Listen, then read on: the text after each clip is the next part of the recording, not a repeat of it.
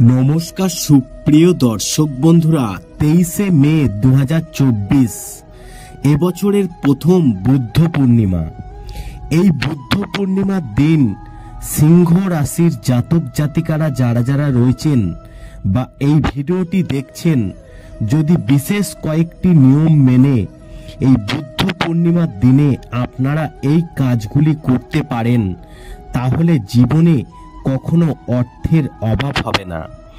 সেই সঙ্গে গৌতম বুদ্ধের আশীর্বাদে আপনাদের জীবন ধনধান্যে এবং আপনারা পরিপূর্ণতা অর্জন করতে পারবেন।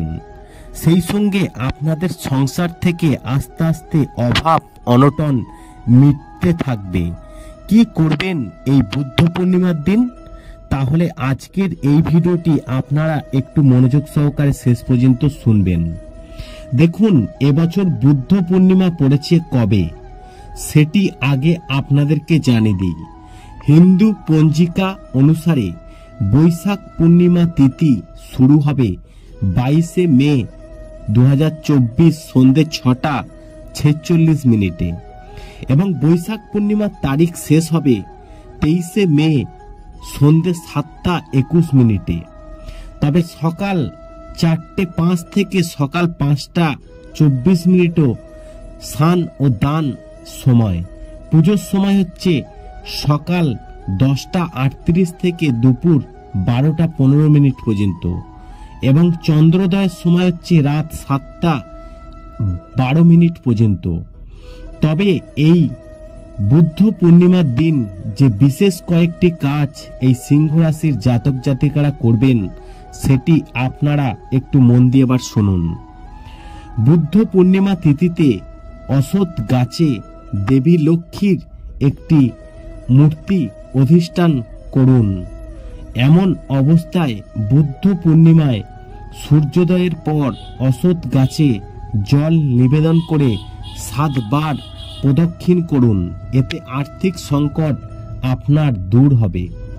বুদ্ধ পূর্ণিমার দিন কাঁচা দুধ নিন এবং সেই দুধে চিনি ও চাল মিশিয়ে চন্দ্রকে অর্ঘ্য নিবেদন করুন।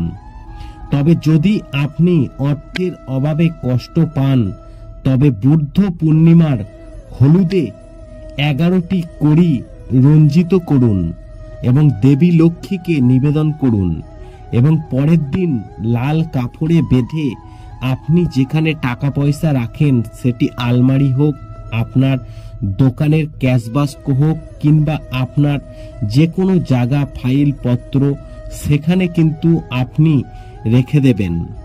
বুদ্ধ পূর্ণিমার দিনে আপনি যদি শিব যোগে আপনি ধ্যান করতে পারেন, তবে আপনার চিন্তাধারা প্রখর হতে পারে। এছাড়াও আপনার জ্ঞান চোখ খুলতে পারে, আপনি প্রতিটি ক্ষেত্রে সফল হতে পারেন।